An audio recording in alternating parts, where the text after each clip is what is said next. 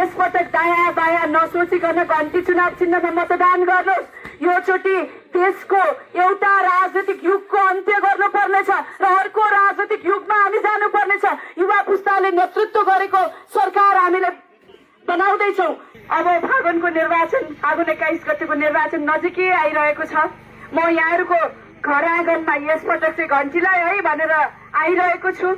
म यही 15 नम्बर वडाको स्थायी बासिन्दा हो।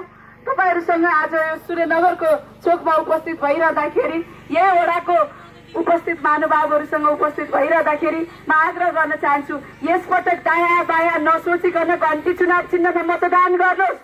यो चोटि देशको एउटा राजनीतिक युगको अन्त्य गर्नुपर्नेछ र अर्को राजनीतिक युगमा हामी जानुपर्नेछ।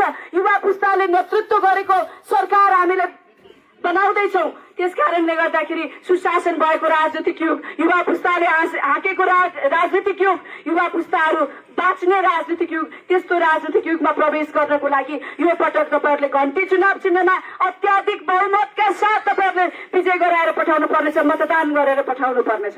अब तपाईहरूलाई आग्रह गर्न चाहन्छु, तपाईहरूले 2टा मतपत्र प्राप्त गर्नुहुन्छ।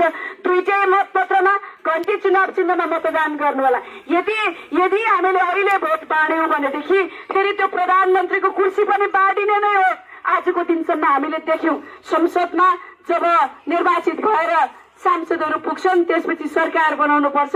जब एउटै पार्टीले एकल